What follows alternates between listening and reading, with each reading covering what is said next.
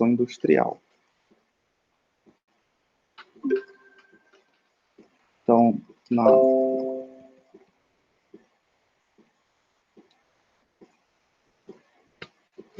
nós iniciamos a nossa aula com a Revolução Industrial, dando continuidade ao processo de desenvolvimento econômico e político na Inglaterra, nesse período tão conturbado de revoltas e de revoluções político e religiosas que nós vimos na aula passada, e nós já iniciamos com essa imagem que vocês podem encontrar muito bem no livro de vocês na página 100, que é justamente uma imagem da cidade da Grã-Bretanha, de uma das cidades da Grã-Bretanha, da Inglaterra, onde nós podemos perceber, essa imagem é de 1854, e nós podemos perceber os contrastes que a cidade proporciona.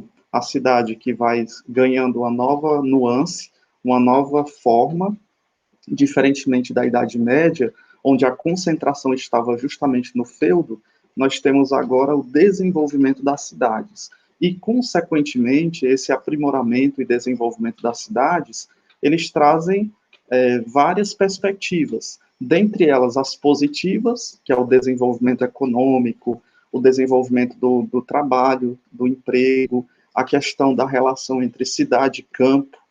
Podemos perceber que na cidade o tempo ele é mais acelerado, né, ele passa mais rápido, os compromissos de entrada, de horário de saída da fábrica são muito mais intensos e acelerados, em contraposição ao rural, ao homem do campo, ao tempo do campo, que é um tempo menos desacelerado, né? As atividades existem, os compromissos existem, mas no campo as atividades fabris elas não existem, por exemplo. Então a competição de venda de produtos ou de desenvolvimento da indústria não estando presente no campo, a noção de tempo também passa a ser desacelerada, né? A compreensão ou a noção de tempo.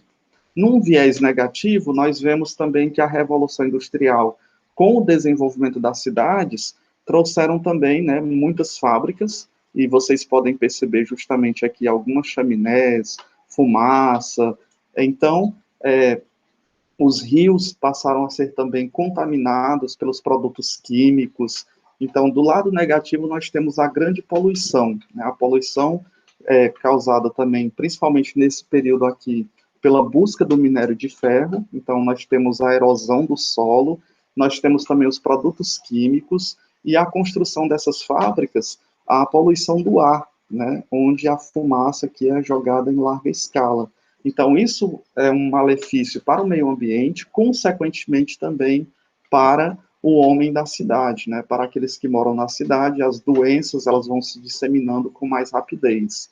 E nós percebemos também que a Revolução Industrial ela passou a ser configurada na Europa, principalmente na Inglaterra, né, o berço da Revolução Industrial sendo na Inglaterra, pelas disputas e questões políticas e econômicas.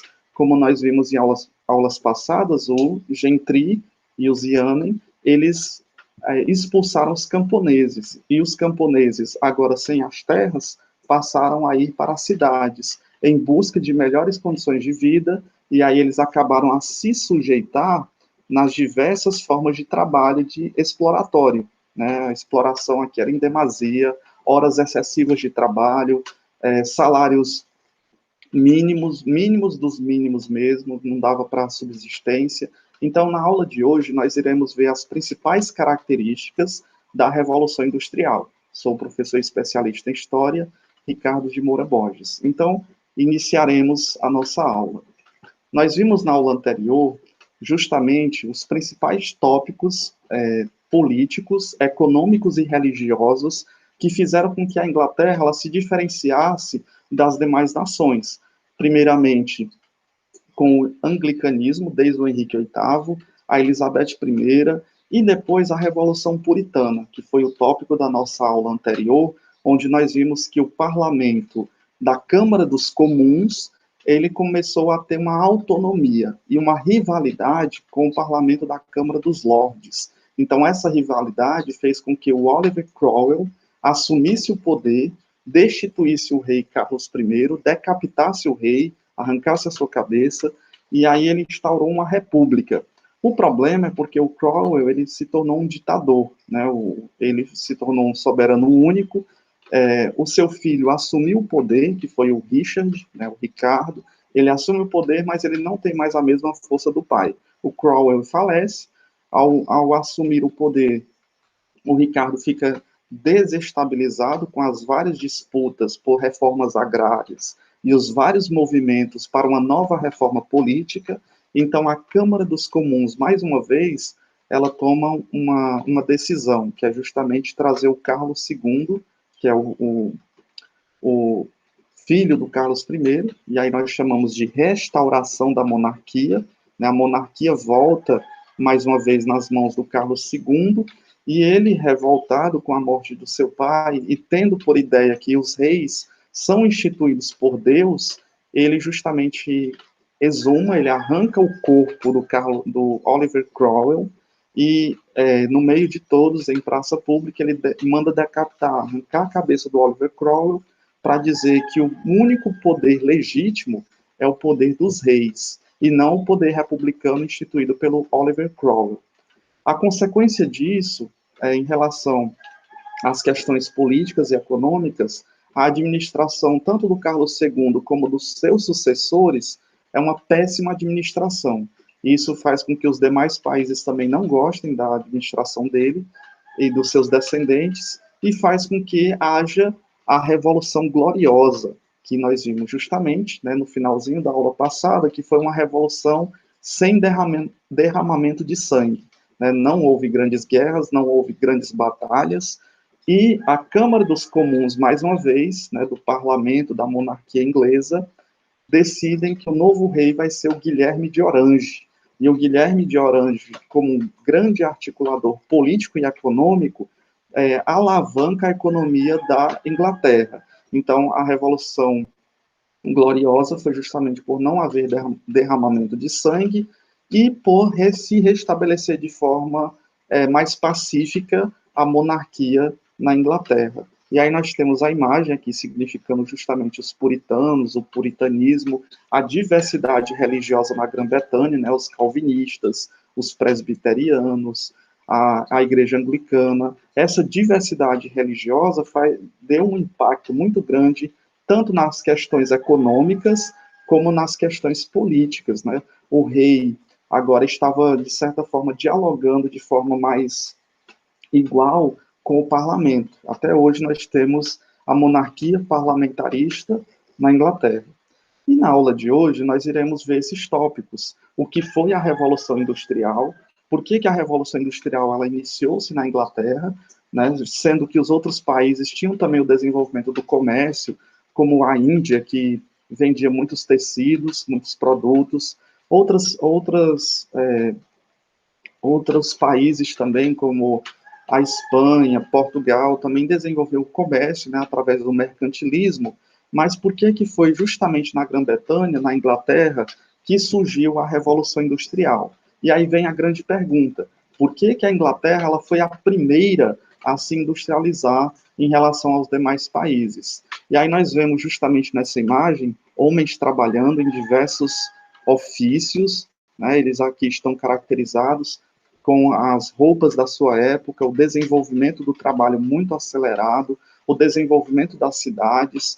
Nós vemos aqui embaixo também alguém já num sistema que nós podemos chamar de fabril, né, as primeiras fábricas que vão surgindo, e aí nós iremos analisar o sistema do artesanato, o da manufatura e o nascimento das fábricas, né, as primeiras fábricas.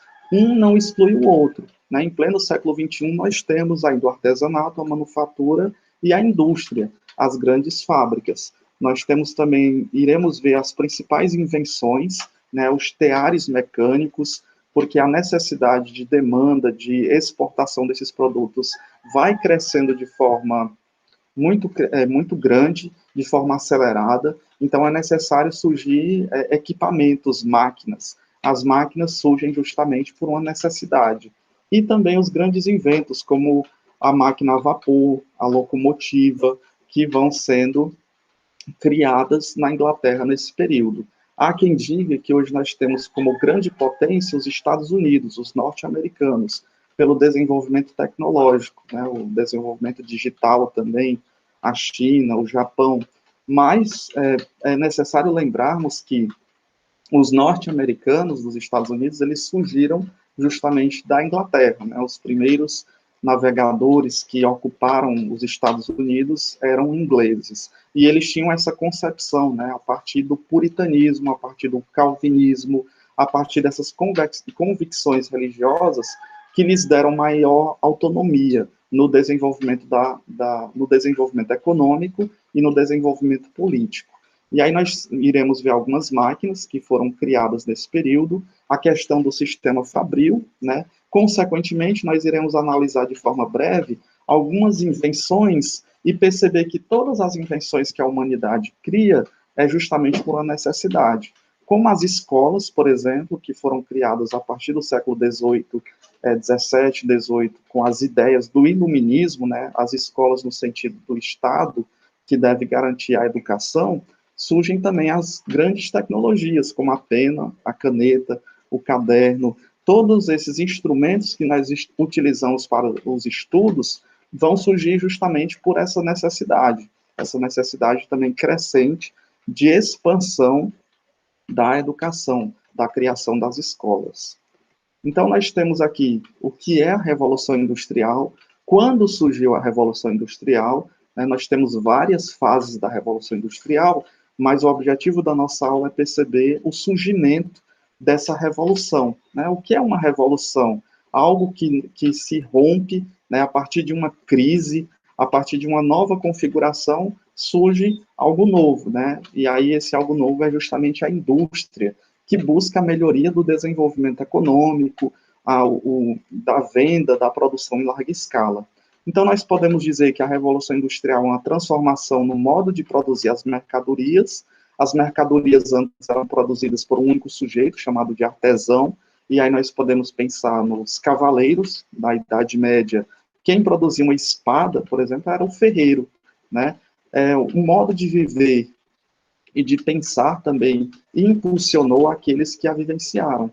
Então, se você vivia na zona rural, na questão do campo, do feudalismo, agora com as mudanças no avanço das técnicas de construção das mercadorias, a sua forma de viver e a forma de pensar ela vai ser modificada, né? E aí por isso nós chamamos também de revolução, mudança de pensamento, passagem de um estado de crise para uma nova consolidação. Que consolidação é essa? É a consolidação justamente da indústria, das máquinas. Ela teve início na Inglaterra, né, a Revolução Industrial, na década de 1760. Então, se propagando pela Europa e nas décadas seguintes. E até hoje nós temos aí a quinta Revolução Industrial, marcada pelo desenvolvimento das tecnologias digitais, né, que nós temos no nosso cotidiano. Então, foi na Inglaterra que se desenvolveram as primeiras máquinas a vapor e que se reuniu muitos trabalhadores ocupados na produção. Então, nós iremos ver que houve a necessidade de expandir os produtos, principalmente os tecidos. A partir do cultivo do algodão, foram se criando os tecidos e também teve a necessidade de vender esses tecidos. Então, era necessário agora criar máquinas, meios para se levar, né? Tanto os navios para levar para outros países, como de cidade para cidade. Cidades que se tornaram cada vez mais populosas, como Liverpool e outras cidades. Então, era necessário criar os trilhos de trem, e aí por isso a busca, a necessidade do minério de ferro, também a necessidade da elaboração dos trens para se levar esses produtos. Então, a máquina a vapor vai dar um impulsionamento muito grande, tanto para vender máquinas a vapores para outros países, como também para levar os seus produtos menores. Assim também como as locomotivas, né? Tem até a primeira locomotiva criada, chamada de foguete, porque ela era considerada como a mais rápida para a sua época, ela andava 45 quilômetros por hora. Né? Hoje, a menor moto, ela anda 120 quilômetros por hora. Mas, nessa época, é necessário entender que as principais tecnologias, os principais produtos, são de características muito influentes e muito necessárias para o desenvolvimento industrial, né? Chamado aí de Revolução Industrial.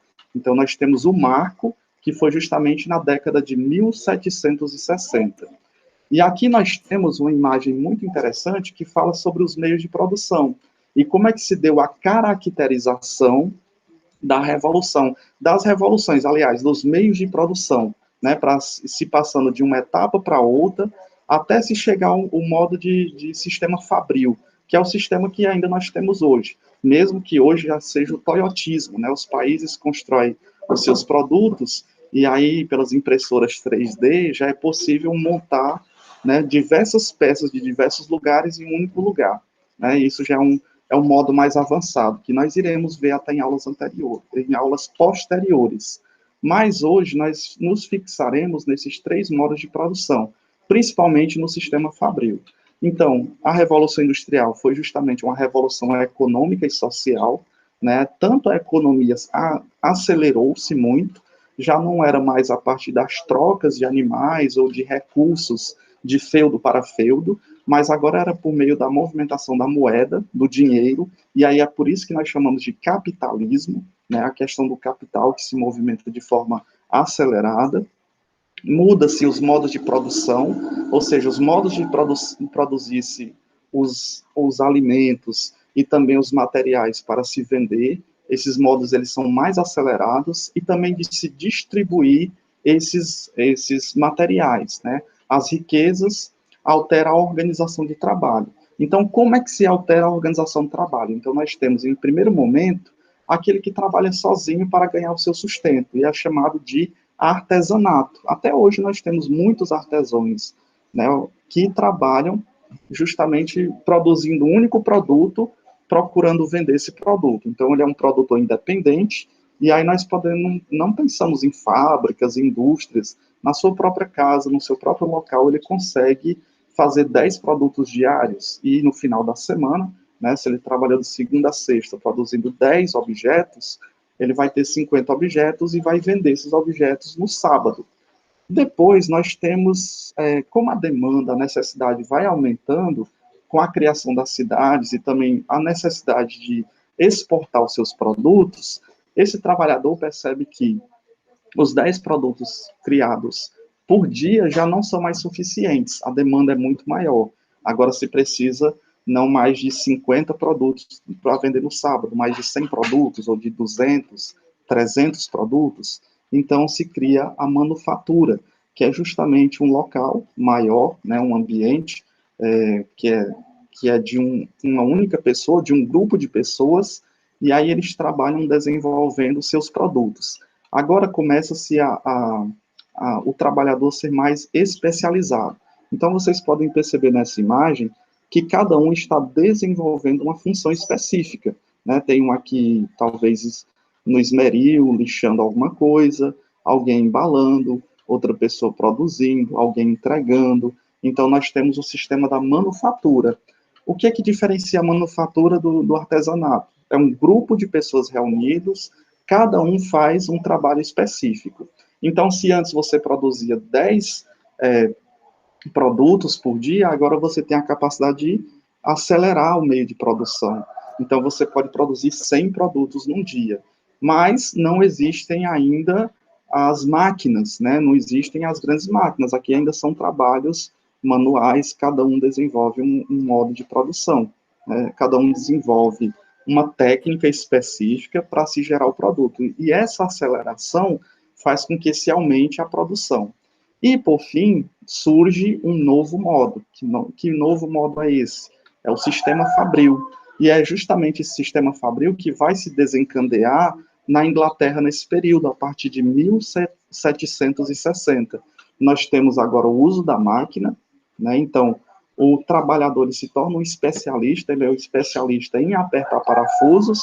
Aqui é uma cena de um filme muito interessante, chamado Tempos Modernos, né? O Charlie Chaplin, que é o ator principal, diretor, roteirista, que cria esse filme, ele justamente ele mostra esse processo de especialização. Então, ele passa várias horas do dia sendo especialista em apertar parafusos.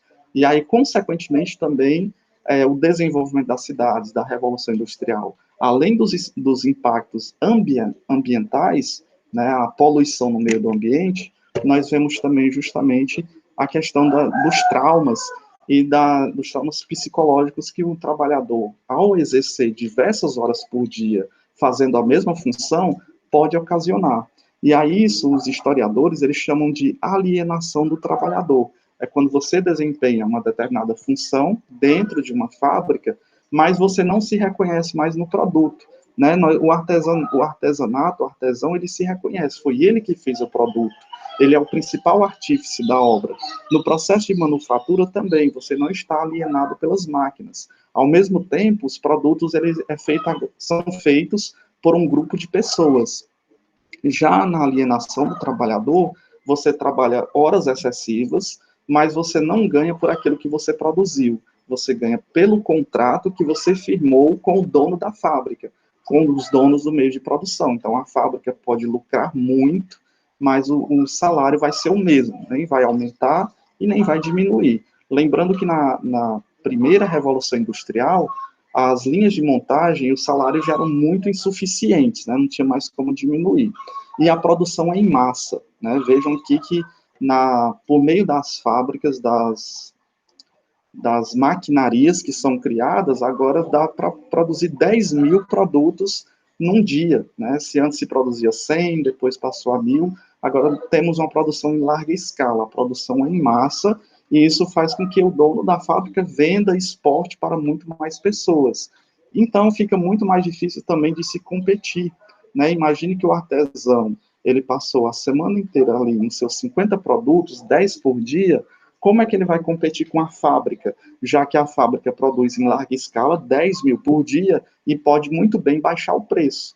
Então, acaba sendo uma desvantagem também para o sistema do artesanato e para o sistema da manufatura. Mas, ao mesmo tempo, é um impulsionamento muito grande no desenvolvimento das máquinas, das fábricas. Outra característica que nós podemos colocar também é a questão da substituição, né, da substituição da máquina, que uma máquina dessa vai deixar muitos da manufatura desempregados, né, a máquina pode substituir esse, ficando apenas esse, e esse ficando apenas dois, ou apenas um, aquele que vai organizar, a ligar e desligar a máquina, né, e aí nós temos a linha de montagem, que é a outra característica do sistema fabril, né, a linha de montagem vai fazer com que se acelere a produção, vai ficar passando as peças e um vai apertar, o outro vai embalar as peças, o outro vai passar a fita, então isso vai fazer com que se acelere muito mais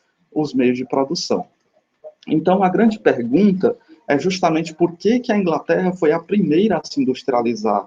Por que não foram os outros países, né, que já dominavam os meios de navegação, ou então de produção de tecidos, como a Índia, ou então a navegação, como a Holanda, a Espanha, Portugal? Então, a grande pergunta é por que a Inglaterra foi a primeira a se industrializar. E aí nós temos algumas características. Primeiro, foi o acúmulo de capitais. Pela boa administração, né, no governo da Elizabeth, da Rainha Elizabeth, de 1558 a 1603, a economia inglesa ganhou um forte impulso, né? Mesmo ela fazendo seus empréstimos, primeiro se gerou uma crise, mas ela investiu esses empréstimos na construção de grandes embarcações, na tecnologia dos navios, no desenvolvimento de exportação, no desenvolvimento do mercantilismo, e aí a Inglaterra foi ficando muito mais rica do que os demais países. E isso foi um dos primeiros fatores que ajudou a Inglaterra a se industrializar, a se diferenciar das demais. O segundo ponto foi justamente a modernização da agricultura, a criação do arado, a preparação do solo, e também a característica que nós chamamos de empresariado rural em inglês, que eram o gentleman e os yeomen, que eram as pessoas mais ricas do campo, que elas viam que da terra dava para se tirar muito lucro, e elas se organizaram para expulsar aqueles que trabalhavam na terra, mas não eram donos da terra, eram eram os camponeses. Então, os gentlemen e os yeomen cercam as terras, fazem o cercamento, com certeza eles colocam alguns camponeses para trabalhar seu serviço, mas a maioria fica sem ter onde morar. Então, o empresariado rural inglês introduziu novas técnicas de plantio, além de usarem a técnica do cercamento, né, dizer, olha, essa terra tem esse rio, essa terra é mais fértil, então vocês estão desapropriados. Não pertence a vocês, vai pertencer a mim a partir de agora. Então se cria a necessidade desse cercamento, né? E ainda mais, esses empresários rurais, eles estão objetivando lucro. Não é à toa que eles vão para a cidade, eles casam com os burgueses do grande comércio da cidade, eles vão desenvolvendo justamente as técnicas para aumentarem a economia, né? E então, já que eles desapropriaram os camponeses, então se tem o terceiro elemento, que é a mão de obra farta e barata. Muitas pessoas saem, né, porque são desapropriadas, são expulsas das terras e casas por causa do cercamento, e eles vão morar nas cidades, né? Os camponeses expulsos de suas terras mendigavam pelas estradas e eles iam para as cidades. Então se trocava muito trabalho por um simples prato de comida, por uma habitação, por salários muito baixos, e fazia com que os burgueses tinham uma mão de obra muito barata. Ora, se você não aceita as minhas condições desse salário, trabalhando 15 horas por dia, 12 horas por dia, não tem problema, tem outro que quer, né? Existe um inchaço das cidades. As pessoas que buscam as melhores condições de vida, elas estão agora desamparadas. Então, qualquer emprego já serve para o seu dia a dia. Então, acaba sendo que, já que existem muitos trabalhadores, então a mão de obra acaba sendo muito farta em larga escala e muito barata.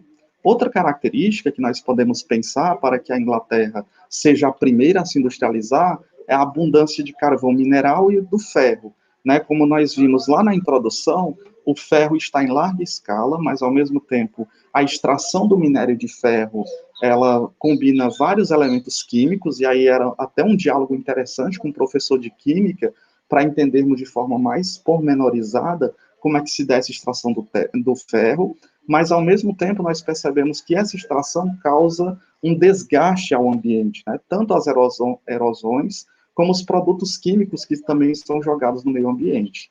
Na Inglaterra, nesse período, existe muito minério de ferro que acaba sendo explorado, e também o carvão mineral, né, principalmente para as indústrias que ali vão surgindo. Então, o ferro era a matéria-prima básica para construir as máquinas, né, a locomotiva, por exemplo. Inicialmente, nós temos a madeira, mas com a criação da máquina a vapor, a madeira não suporta, né, o vapor da água, então é necessário agora o ferro, e o carvão mineral, era a fonte de energia que garantia o funcionamento. Além disso, dessas características, nós também temos a questão religiosa, que é a questão do puritanismo.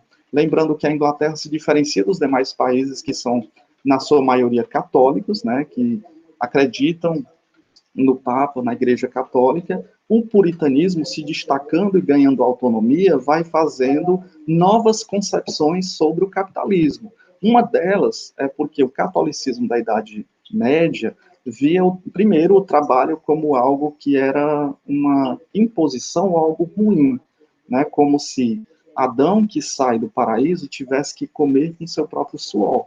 Então, o trabalho é visto como algo negativo. Já os puritanos veem que o trabalho é algo positivo, é algo abençoado por Deus. Então, a igreja da Idade Média condenava o lucro, né?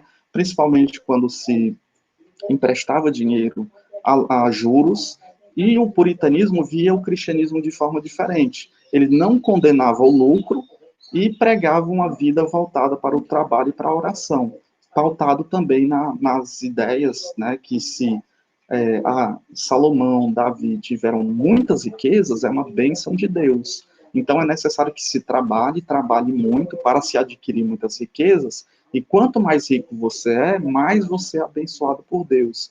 Então tem até um livro do Max Weber, A Ética Protestante e o Espírito do Capitalismo, que mostram isso justamente. O nascimento do capitalismo vai fazendo uma reconfiguração sobre a compreensão do cristianismo, né? Um cristianismo antes da Idade Média que condenava o excesso de riquezas ou o abarcamento das riquezas, agora é um cristianismo dado pelos calvinistas, pelos presbiterianos, né, pelo puritanismo, por aqueles que saíram da Inglaterra e habitaram os Estados Unidos, que agora eles estão pautados sobre as bênçãos divinas a partir do trabalho. Né? Quanto mais riqueza se acumula, é uma bênção de Deus. Então, o puritanismo, já bem consolidado na Inglaterra nesse período, vai ser uma das características predominantes para dizer que a indústria é algo bom, que o desenvolvimento das cidades também é algo bom, que o desenvolvimento da economia é algo necessário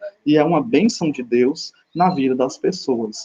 E, por fim, a Revolução Gloriosa, né, como nós vimos lá na introdução, Guilherme de Orange assume o poder, e ele é um bom administrador econômico e político. E isso deu uma estabilidade política, né, que deu estabilidade política e favoreceu o desenvolvimento do capitalismo na Inglaterra. Então, a Inglaterra acaba se desenvolvendo mais na questão econômica e também vai fazer com que os demais países passem a consumir os produtos da Inglaterra. Então, nós iremos ver, a partir de agora, as principais máquinas, as principais indústrias que foram surgindo a partir desse período, né, da década de 1760, na Inglaterra. Começou pela indústria de tecidos e algodão, era uma necessidade muito crescente de se expandir o comércio, e ainda mais tinham aos rivais, que era a Índia. A Índia já produzia muitos tecidos também, e era necessário competir com esse comércio da Índia e também dos demais países. Então, se investiu nesse primeiro momento no cultivo do algodão e na produção de tecidos, tanto para abastecer os ingleses, como para também exportar para os demais países. Então, devido à procura por esses tecidos, estimularam a invenção das máquinas de fiar e tecer. Então, por que surgiu essas máquinas de fiar e tecer? Pela necessidade da época. Hoje nós temos um grande desenvolvimento da tecnologia. Então, pelas necessidades de cada época, cultura e região, é que vão surgindo as máquinas e os inventos próprios dessa cultura. Nesse período era necessário, então, desenvolver máquinas que acelerassem os meios de produção. Então, nós iremos ver alguns inventos. E nós temos uma imagem aqui bem significativa, mostrando também o desempenho, a autonomia, agora desses que eram camponeses, né, expulsos do campo, foram para as cidades e agora estão desenvolvendo diversas atividades. Temos aqui uma mulher cortando um tecido, né, temos um menino trabalhando, e nós temos aqui, de forma bem significativa, pessoas, né, bem acinzentadas no seu modo de se vestir, e elas estão desempenhando funções, elas estão trabalhando. Mas, ao mesmo tempo, é necessário olharmos, né, ou colocarmos um olhar sobre aquele que é o dono dos meios de produção. Né? O burguês, ele está crescendo cada vez mais, ele é o dono das fábricas, então ele está sendo servido, né, por todos esses meios, o seu lucro aumenta, então ele passa a ser servido por aqueles que trabalham para ele. Se antes nós tínhamos a figura do rei, que deveria ser servido, agora nós temos o burguês, né, que teve as estratégias de mercado, as estratégias econômicas, e que agora também ele tem as estratégias de desenvolver o mercado e de permanecer no poder, né, no poder econômico. Agora, o poder vigente é o poder do desenvolvimento capitalista, do poder econômico. Então, nós iremos ver justamente alguns inventos que foram desenvolvidos nessa época. O primeiro deles, que nós podemos lançar um olhar, né, já que tinha a necessidade de aumentar a produção dos tecidos, para vender esses tecidos para fora, nós temos a lançadeira volante, criada em 1760, por John Kay. Né? John Kay inventa essa lançadeira em 1760, é uma máquina que permite tecer peças largas, né, as peças de tecido que são necessárias, com menos trabalhadores e maior velocidade. Então, isso daqui é um impulso muito grande, com certeza o dono das fábricas vai agradecer muito o invento de John Kay, porque ele vai ter que pagar menos salários para os trabalhadores, mas investir em mais máquinas para que as pessoas, alguns precisem manusear essas máquinas para produzir peças de tecido em larga escala. Só porque ela ainda é insuficiente. Então, essa é uma das primeiras, a lançadeira volante de 1760. Depois vem a Spin Jane, de 1767, e vocês podem encontrá-la muito bem na página 100. Né? Na página 100 do nosso livro, nós temos justamente a Spin Jane de 1767. Ela foi criada por James Graveris, que inventou a Spin Jane, né? Que era justamente, veja como ela é diferente, essa máquina de fiar, ela é diferente da antecessora da lançadeira volante de 1760. Então, ela produz com uma larga escala muito maior, ela tem uma aceleração melhor. Uma roda de fiar que permite uma só pessoa fiar até 8 fios por vez. Então, uma pessoa ficava justamente manuseando essa alavanca, girando a roda, impulsionava 8 fios por vez, isso era uma aceleração em relação à máquina anterior, né, a máquina volante, e ela podia ser instalada em casa. Então, nesse período, então, qualquer pessoa que tivesse o meio econômico poderia produzir seus tecidos em casa. Não havia ainda a necessidade da fábrica, né? Você mesmo poderia ser o dono aí produzindo os seus tecidos e vendendo para fora. No entanto, os fios eram finos e quebradiços. Aí surge um problema. Já que os fios, o tecido vai ficar muito fino, muito quebradiço, não vai durar muito, então os panos, né, os tecidos da Índia ainda superavam esses tecidos que eram produzidos pela Spin Jenny em 1767. Outro invento é o water frying, de 1769, e ela vai mudar até a localização de desenvolvimento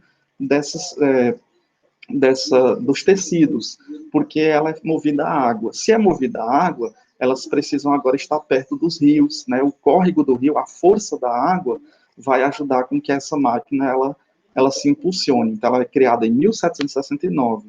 Ela é atribuída ao Richard Arkwright.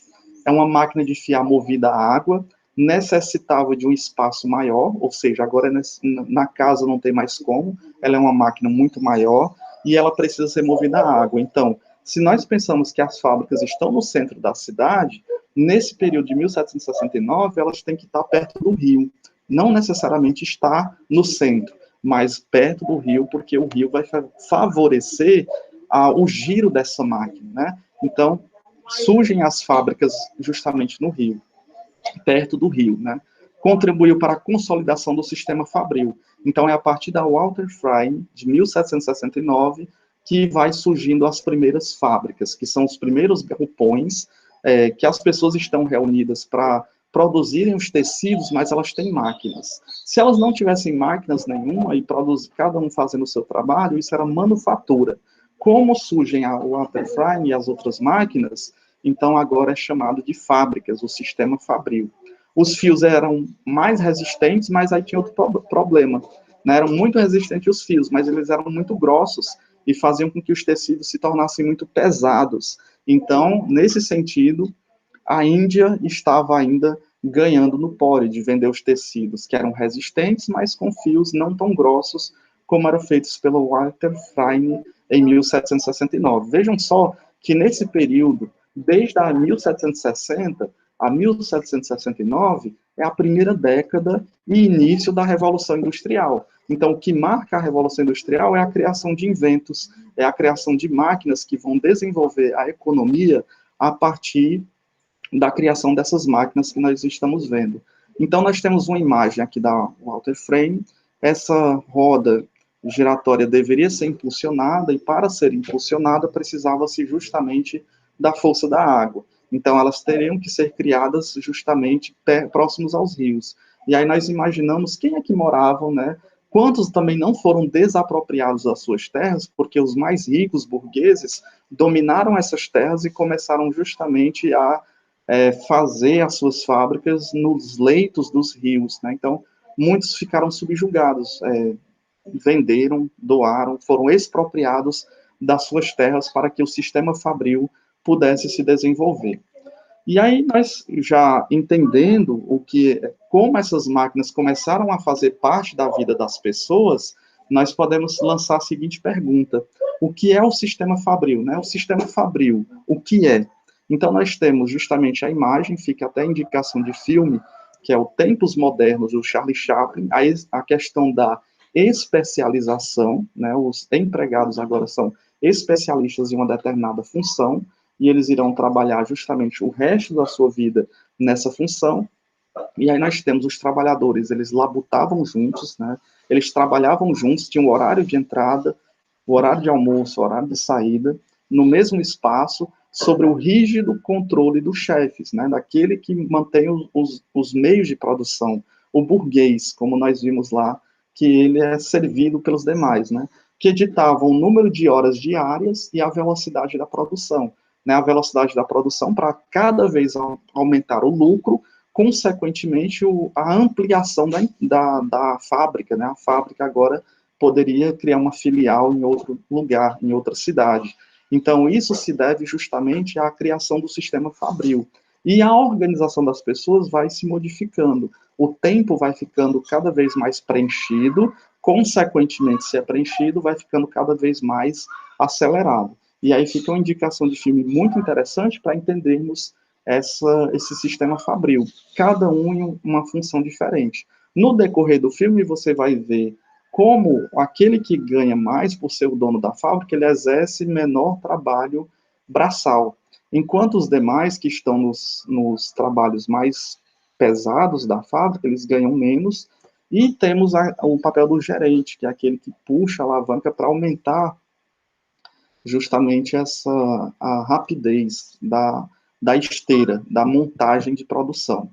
E aqui nós temos outra criação, em 1779, que é a Mule, né, inventada por Samuel Crompton. Era uma máquina híbrida que produzia fios finos e resistentes. Parece que se chegou no melhor possível, né? Agora nós temos na produção dos tecidos os fios finos e resistentes. O objetivo era justamente esse, fazer muitos tecidos com fios finos que não se rasgassem, que fossem mais resistentes, com os quais se podia produzir tecido de uma leveza que superava os importados da Índia. Então, a partir de 1779, a Inglaterra, através de várias máquinas, de vários inventos, consegue, através da mule, em 1779, superar os tecidos que eram importados da Índia. Então, aqueles que compravam pagando as taxas, né, da Índia, agora não precisavam mais fazer isso. Já poderiam comprar da Índia e os países próximos comprar também, aliás, da Inglaterra, por outro preço. E por ser uma máquina, ia produzir em larga escala. E por produzir em larga escala, consequentemente, o preço iria ser colocado no patamar do mercado, né? Então, para se ganhar os clientes, consequentemente, primeiramente se fazia as promoções desses tecidos, a resistência, depois da consolidação de ser um tecido resistente com linhas finas, a Índia acaba perdendo espaço e a Inglaterra ganhando cada vez mais espaço. Com a mule, a fiação torna-se efetivamente uma atividade industrial. Então, a partir dessa máquina, em 1779, efetivamente, de forma efetiva, a fiação para a produção de tecido se torna uma prática, uma atividade claramente industrial, né? As outras máquinas já eram indústrias, mas elas precisavam ser aperfeiçoadas. A mule já produzia o que se queria, né, os fios finos e resistentes, a produção em larga escala de tecidos, então a indústria agora se concretiza. E agora o problema era o excesso de fios, né? Sempre as máquinas vão trazendo outros problemas. Agora é porque ela produzia muitos fios, embora finos e resistentes como se queria, mas o problema deveria ser solucionado com o excesso de fios. E aí vem as máquinas de TA, as máquinas de TA, tanto manual, como as que serão também através das máquinas, dos motores, né? E aí nós temos aqui a mule, né, essa invenção aqui, que se entra o fio e o fio é produzido de forma fina e resistente, e aqui nós temos uma percepção de uma criança trabalhando, limpando essa máquina, né, pelos fragmentos de óleo, de tecidos que eram deixados na máquina. Então, muitas crianças dessa época eram contratadas para limpar as partes mais difíceis, né? Ainda mais a mão, sendo menor, poderia limpar com mais facilidade. E muitos perdiam seus dedos nessas máquinas, ou levavam a acidentes. Mas nesse período, tanto a criança era vista como um mini adulto, ela trabalhava horas excessivas de trabalho também, e como também não existia, se alguém, quer seja adulto ou criança, perdesse um de seus dedos, ou fosse machucado nessas máquinas, ele era apenas substituído pelas dezenas que existiam fora da fábrica, precisando também de emprego. E aí, justamente essa imagem nos faz perceber a percepção da época sobre a questão do trabalho, a questão da organização das máquinas, a organização do sistema, né, fabril desse período, de 1779. Né? Lembrando que a Revolução Industrial inicia aí na década de 1760. Temos aí em 1785 o tear mecânico. Pronto, a palavra é mecânico. O tear mecânico, que é produzido a partir de 1785, inventado pelo reverendo Edmund Cartwright. E aqui o que nos chama a atenção é a palavra reverendo. Lembrem-se que o puritanismo está em ascensão, né? Os protestantes das diversas camadas, né? Como os calvinistas, os puritanistas, os presbiterianos, eles estão ligados no cristianismo, né? No acesso às Sagradas Escrituras, mas ao mesmo tempo eles estão impulsionando a riqueza.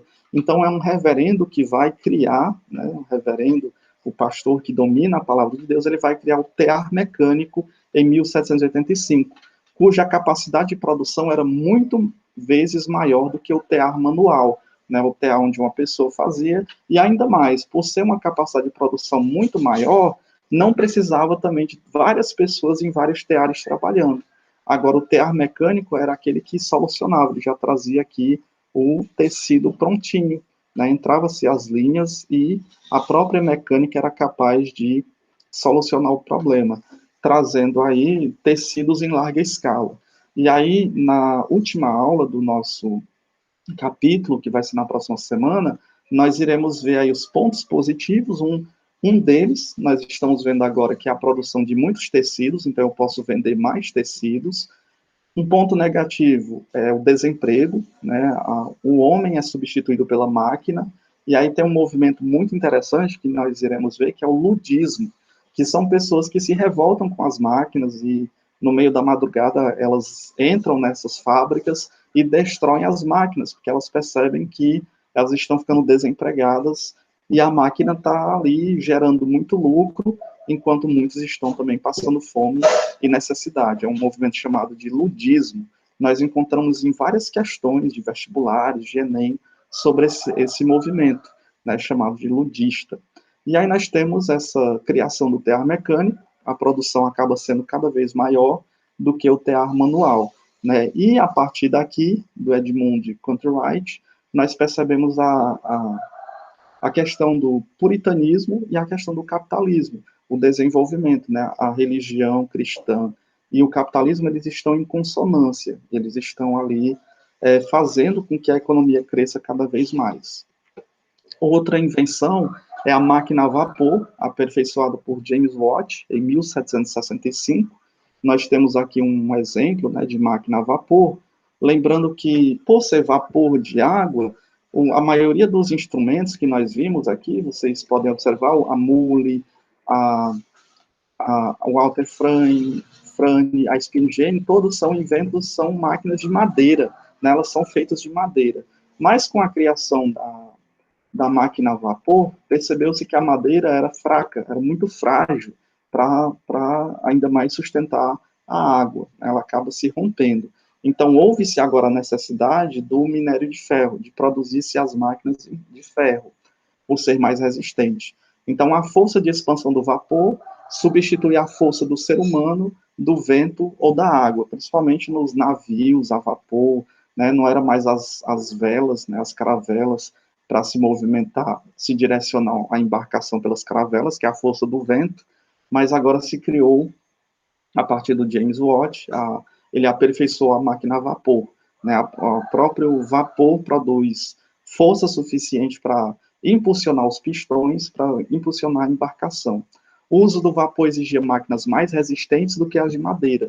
Né? As de madeira acabavam sendo frágeis, e ainda mais pelo vapor dentro da madeira, fazer com que elas se rompessem com mais facilidade. Então, agora se tem, por necessidade, né, já que a madeira é frágil, a necessidade de se colocar o ferro em lugar da madeira. E aí nós temos aqui uma imagem de 1807, né, desenvolvido por Robert Fulton, é o barco a vapor, né, justamente aqui. Ainda tem as velas, né, que direcionam com a força do vento, mas se nós pegarmos imagens de embarcações mais antigas, eram inúmeras as velas necessárias para se impulsionar uma embarcação. Aqui nós já temos um diferencial. nós temos essa chaminé no meio do barco, que é justamente por queima do carvão mineral e também e o impulsionamento das máquinas faz com que o vapor gere energia suficiente para que esse barco seja direcionado aí no meio das embarcações. Então nós temos a criação, né, o desenvolvimento do barco a vapor e agora a consolidação desse barco a vapor até que venha-se outra energia, né, que seja também benéfica ao homem. Lembrando que existem as características positivas, né, se o barco a vapor é desenvolvido, as viagens podem ser feitas agora com mais rapidez também, né, porque as velas você precisa do vento, mas existem também as características negativas, e uma delas é justamente a poluição, como nós percebemos aqui, a poluição do ar, né, essa questão aqui do meio ambiente que deve ser pensado. E outra, que foi criada em 1814, nós estamos aí desde 1760 vendo as principais máquinas de produção, foi justamente a locomotiva, criada em 1814, era chamada de rocket, ou foguete, né, idealizada por George Stephenson. O nome locomotiva era foguete, rocket, que atingia 45 quilômetros por hora. Hoje parece ser irrisório, a gente sorri de que 45 quilômetros por hora qualquer moto consegue rapidamente atingir e superar essa quilometragem, mas para a época, era o invento da época, era o mais tecnológico do seu período. Então a velocidade era considerada muito alta, né, de 45 quilômetros por hora nessa época. Né? É um invento assim formidável, a locomotiva, tanto para transportar os produtos que estavam sendo ali produzidos de uma cidade para outra, como também para vender mais locomotivas para as cidades que necessitavam, né? Então, as viagens que duravam 12 dias para se chegar de Liverpool a Manchester, por exemplo, agora eram feitas em 4 horas ou até menos, né? E aí nós imaginamos como a tecnologia é interessante, é necessária, né? Se pensarmos do ônibus, que é uma tecnologia, você vai de um lugar para outro, e o avião, que diminui ainda mais o horário de chegada de um local para outro. Se diminui a chegada, então você pode, nessas horas que você estava viajando, agora desenvolver cada vez mais as práticas de trabalho, por exemplo.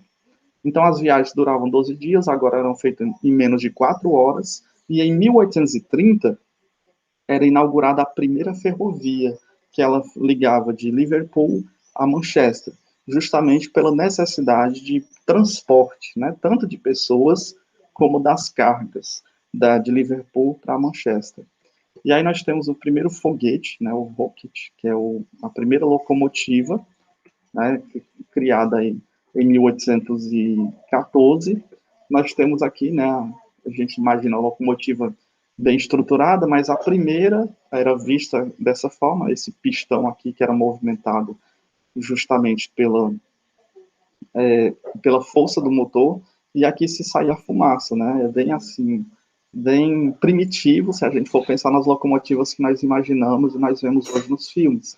Mas é necessário vermos que essas com mais alta tecnologia só surgiram a partir, né, das primeiras, e as primeiras eram justamente nesse formato que nós podemos ver nessa imagem.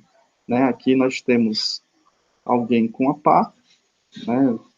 Provavelmente aqui colocando carvão, e outro aqui pode ver que as roupas estão bem diferenciadas, e aí nós podemos imaginar também a diferenciação de classes, a diferenciação de várias pessoas que vão se organizando nessa época.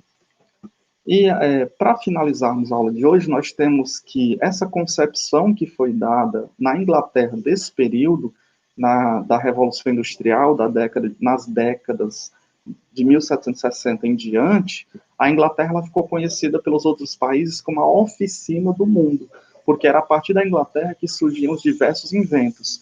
Tem até um programinha muito legal da TV Escola chamado Deu a Louca na História, onde eles fazem um diálogo muito interessante entre os estadunidenses, né, norte-americanos, com os ingleses.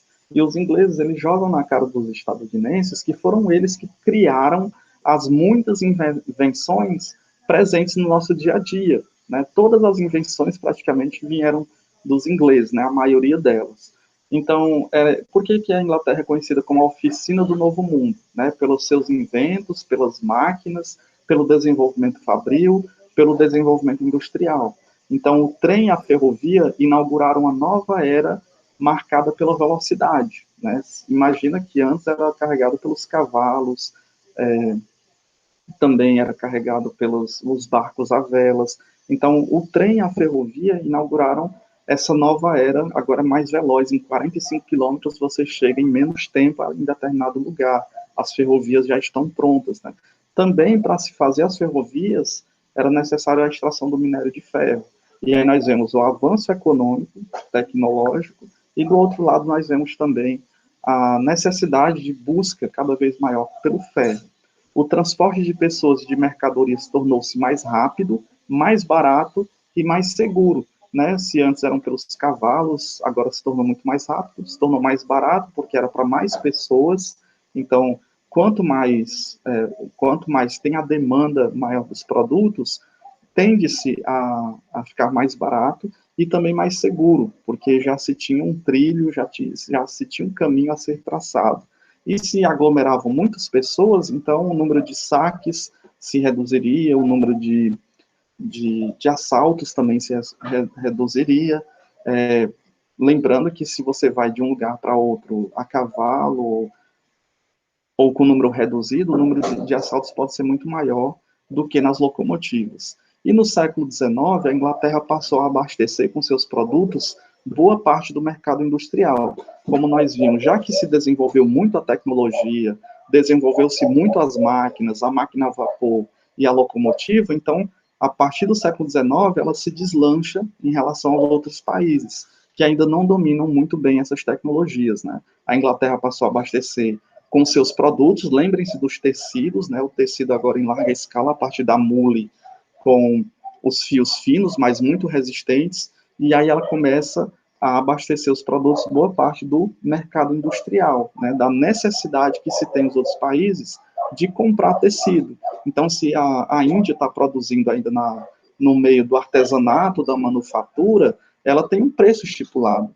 Se a Inglaterra tem a mule, que produz muito tecido, e esse tecido está em grande quantidade, o preço pode ser muito menor. E tem a mesma qualidade, com fios finos e resistentes. Então, a Inglaterra vai cada vez mais ganhando espaço no mercado. Então, assim, nós finalizamos a nossa aula, deixando aqui os tópicos da próxima aula, que é justamente já a finalização do nosso capítulo sobre a Revolução Inglesa e a Revolução Industrial. Então, nós iremos ver na próxima aula a vida dos trabalhadores no interior da fábrica, né, se eram em condições boas ou em condições péssimas de vida, a vida dos trabalhadores fora da fábrica, né, o seu modo de operação e a naturalização que ele tem em relação ao trabalho. Né, o trabalho agora vai ser o dia e a noite do trabalhador, então, mesmo saindo da fábrica, ele tem a preocupação da produção, e como é que se deu as principais organizações dos trabalhadores, como o ludismo, por exemplo, que foi a revolta contra essas máquinas que substituíam o ser humano, e ao substituir o ser humano, muitos ficavam desempregados, e a Carta do Povo, que foi justamente uma reivindicação dos trabalhadores, daqueles que estavam sendo massacrados pela indústria fabril, né? Quais eram os principais pontos dessa Carta do Povo que estão inseridos ali como uma forma de protesto, de reivindicação. E, mais uma vez, nós finalizamos com essa charge que principalmente inerente ao que nós iremos ver na próxima aula, que é justamente dois trabalhadores na linha de montagem, na linha de produção, né? O Frank Arnett é o criador. Então, um diz assim: vou me aposentar amanhã e sabe o que vou fazer? Andar até o fim desta linha de montagem e descobrir o que estou fazendo há 30 anos.